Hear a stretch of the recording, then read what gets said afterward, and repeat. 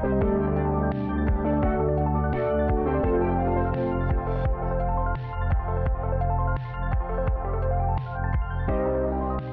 up, everybody?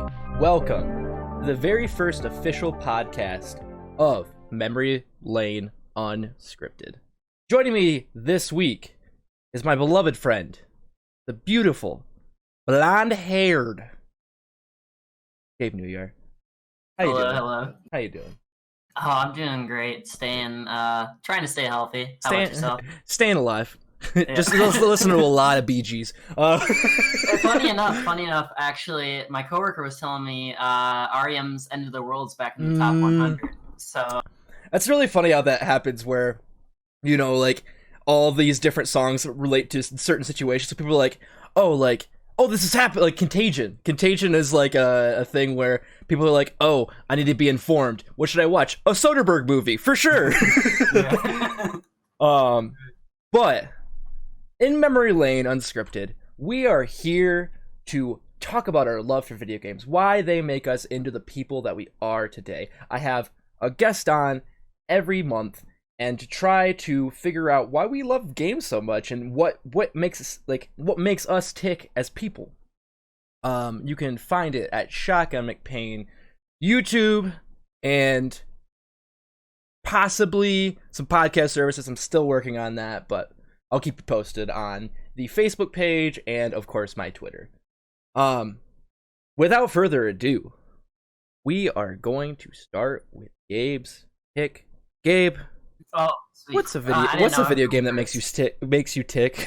So, I mean, there's a lot of options when originally presented the question, and I was mulling it over, and there's I feel like there's some obvious answers that a lot of people jump to. But there's one game that stuck out in my mind that I had a very personal experience with, that just kind of really, I don't know, I feel like it's one of those crown jewels of gaming, so to speak. Fair enough. And so the game that I picked was Team Fortress 2. Oh, yeah. So, which is a class-based first-person shooter, which had PC, and it came out for the 360 and PS3. That good old orange box, man. Yeah, the orange box. One of the best collections of all time. Honestly, though, it was a really good combo. So, Portal, just the start of Portal, alone. But yeah, it's Team Fortress 2 has got that start of the hero shooter kind of stuff, and I just love it. But I'll let you continue. It really set the stones for what Overwatch is kind of building on top of. But, right.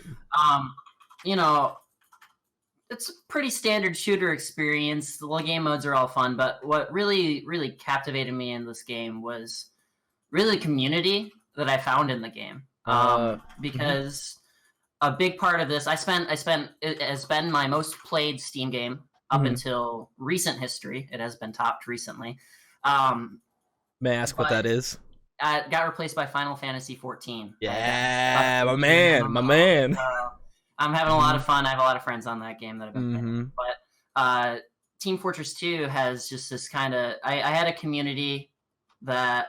I had a community server that I played on for just about 3 years straight. And I mean, by that, I pretty much almost exclusively played Payload Gold Rush for 3 years straight. Right. But it's at the time, I was late middle school, early high school, and you know how those times can be, awkward adolescence growing up into a more mature and adult person, trying to figure out who you are as a person, exactly. Just all right, middle schoolers are mean, elementary schoolers, yeah. And so it was just I found this community called Team Cream, and it was based around Chicago, and I had met so many unique and interesting individuals ranging from all sorts of backgrounds and experiences, but it was also nice to kind of just come into a space where I don't have to bring in that weight from the real world. And that's kind of what this place was, is everyone just got online to their favorite game, to their favorite map that we all played for years, and just joked around, and then eventually it grew into something bigger. You know, we played Left 4 Dead together, we played Age of Empires 2 together, so on and so forth. And eventually, you know, as time goes on, the community kind of fizzled out, especially when Overwatch came out. The community head, Mr. Cream himself, was like, I kind of want to step away from this. I have a kid. I just had a kid. I want to get into Overwatch. And it was like, I'm going to take a step away, and passed off leadership. And it still stuck around for a year, but, you know, it just kind of didn't have the same kind of charm, you know, especially like a lot of people were moving to Overwatch. And a lot of people were just moving into different games in general. Like I myself started playing more League of Legends and whatnot. And I still had those people to fall back onto, but just as I kind of grew older, started doing other things, I personally just fell out of it, along with a lot of other people within the community. So the community is still around today, but it's not the same that I once shared with everyone. And so I guess the charm in that game, and what I say and I'm saying the crown jewel of gaming, or one of the jewels of gaming, is having community within games. Maybe not necessarily always people you know in the real world or not. I mean, it even can be people in the real world, but sharing experiences, and almost like the only you can share with this other person that you don't even really know, you know? It's like with communities, I find this, so I follow this channel Kind of Funny on YouTube. And it started in 2015. A bunch of guys left IGN. And I've joined the Kind of Funny Facebook group, and literally this year they were talking about having a studio launch party in San Francisco. And obviously, like, none of my friends currently really want to, like, are really down with, you know, like, video games or anything, or none of my like day-to-day friends. And I even brought up the fact that I'm like I could just talk to somebody in the community, because I have so much networking in that community, like several friends who are either in the industry or planning to be in the industry. I think that community is just so important, because no matter what, if Kind of Funny were to go down tomorrow, I would still have that tight-knit community. I think especially with the times that we're having currently, I think it's something that you can bolster each other up. Like you said, something as simple as a joke, something as simple as just playing a game together. I think I really like that. Community is so important. Like, I couldn't tell you how many people, like, I haven't talked to for months and years that I have now contacted because Animal Crossing's out. I'm like, hey, dude, you want to trade some fruit? Like, right. And I guess it all brings back to the fact of, like, video games, like, for as much as people talk about, like, I mean, back, and less so now, but back in the day, like, people were talking about, oh, you're isolating yourself, you're becoming an introvert with all these video games. And really, if it weren't for video games, I don't think I would get out of my shell as much, because like you said, it's just like you find those tight-knit communities. Like, I wouldn't have watched Kind of Funny because most of their content is gaming, and if I didn't have the gaming aspect of me, I don't have that relatable experience, and then I can find more relatable experiences with them. I think there's something so special in that. And like, I think personally for me, when like I've had deaths in the family, like that's like where I turn to people, and it's a solace. It's, you know, when you, and especially because it's hard to find those tight-knit communities so much, because most of them, you know, like, as much as I love Overwatch, there's not a whole lot in that community that isn't toxic, you know, like, and to find such a community, especially in the time where you were saying, where it's the middle school, you're impressionable, you try to figure out who you are, what you're doing, what you're trying to figure out real life. I mean, what is real life? Yeah, exactly. And I think that, like, taking it to the memory lane aspect, I think that's, and taking it to recent events, Animal Crossing, I'm rediscovering that it's a weird sort of fake community, because, you know, you have all these animals. Like, I'm starting to delve into online, like, officially with Animal Crossing, but like having these people around you, you know, like, I don't know. I think that I agree that that's really cool. I like that. Um, but yeah, I personally got into Team Fortress a little bit later than everybody else. I Uh, mean, they gave you a medal for it. Better late right, than never. right, exactly. Just like okay. But I do feel that with the Overwatch community, there are some, like, obviously, like I said, there's some toxicity in there. But if you find the right community and find the right people, I I totally understand that. And it's like you were talking about earlier is like Final Fantasy 14. Like I think that you jump to different games and you can still stay so tight knit with that community when a certain game comes out or something that elicits that community again. You know, I think that's really cool. Um, yeah.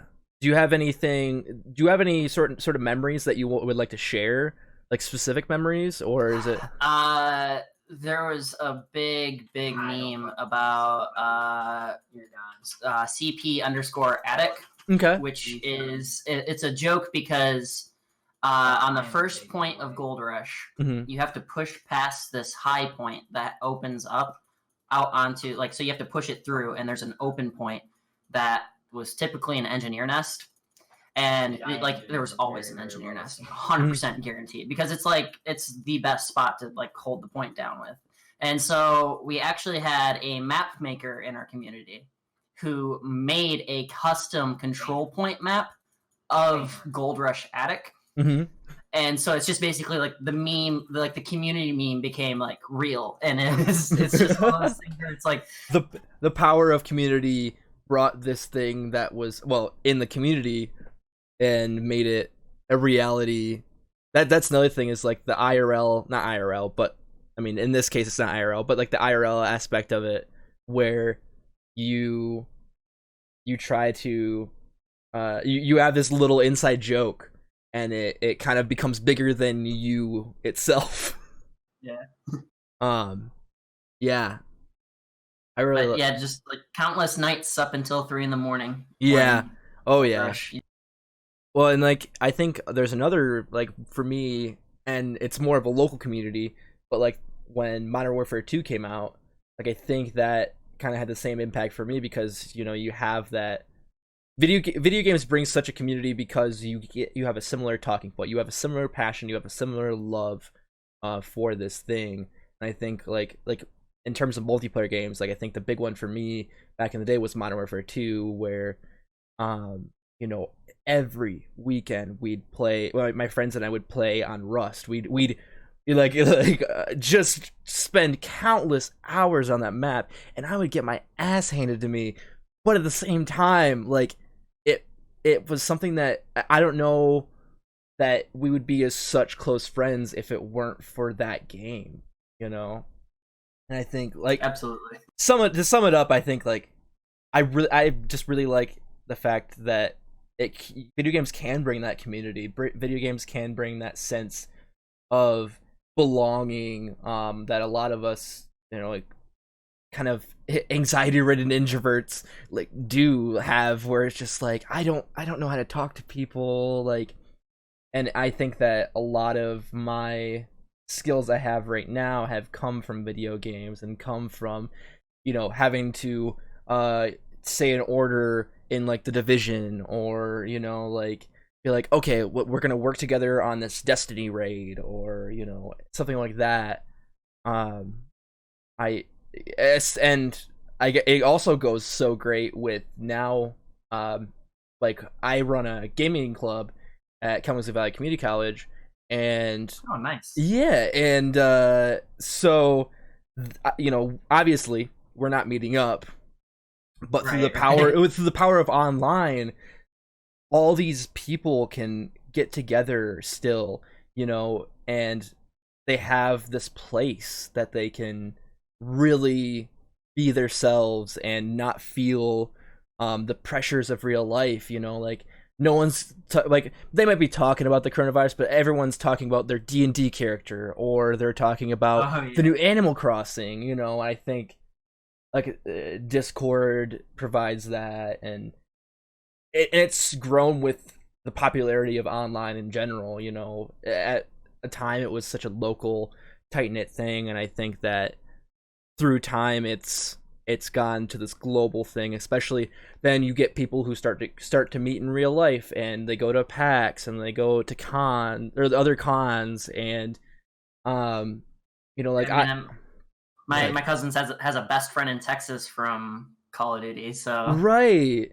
And like there's still people who play to this day, you know. There's still friends I have on. I remember, this is a weird one, but I remember playing Journey for the first time, and I still am friends with the person that I did that experience with. Like that, because Journey, if you don't know, it's, you know, you there's this someone with a scarf, right? Yeah. So Yeah, okay. it drops you in, and you go through the story. Basically, it's mostly story, but it's never spoken word or anything. And there's another being traveling with you. At the end, you figure out that other being is another player. So, and I think that the experience was so powerful to me. Even though I had never talked to this person in the game, I had never interacted, but the fact that I shared this, well, lack of a better term, this journey, you know, with them, I think that even that is the most powerful thing. Is just like, to not even talk, and I'm still friends with this person from this game that I played for maybe 2 hours. You know, I think, like, in summary, community is power. Like, community is everything, and and it's a good capper of like, these times I think are so hard, where we can't meet our friends, we can't do these things, and I think a light right now has been Animal Crossing, because, you know, meeting up and just doing whatever an Animal Crossing shopping would, you know, hitting each other with nets, you know, like, just that, like you said, that bringing that together, that community. But do you have anything more to say before we sign off at all, or? No. If it's so cool, I can plug my Twitch. Yeah, absolutely. Plug cool. anything. Twitter, Twitch, Instagram, whatever you need to plug. I actually hit affiliate like Oh, congratulations, ago, dude. So I'm actually I was actually pretty lit about that, and I haven't really been plugging it like on Facebook. I don't want to like spam my friends or anything, but right. When you're in a show, you know. Right, true. Might as well shameless plug, you know, like, that's what my show's for. Look, so I stream on twitch.tv/shyboy, SHIIBOI. And I'll put it in the description below too. Sweet, thanks. Yeah. I don't really like my schedule. I did have a schedule, but like my life's been kind of turned upside down with like the circumstances. So my work schedule is not what it was. So, but usually I try to stream Final Fantasy. I've been doing some high-end raiding with my friends. Dope. So some Savage content. Otherwise, it's like League of Legends here or there, or whatever random hodgepodge of a game I decide to choose. Right. Yeah, definitely check his channel. That's awesome, dude. Twitch affiliate? I wish I could be there. Like, you know. Tough. It's an uphill battle. Yeah. But, I mean, my friends, my community has helped me get there. Right. So that's amazing. Yeah, I'll follow this guy. He's great. I've known him for most of my life. Gabe, thank you so much for being on here. Thank you for having me. I really appreciate it. And until next time, everybody, I love you. Community's great. And take care. Better watch next episode. Right. Follow this man. All right. Good night, everybody.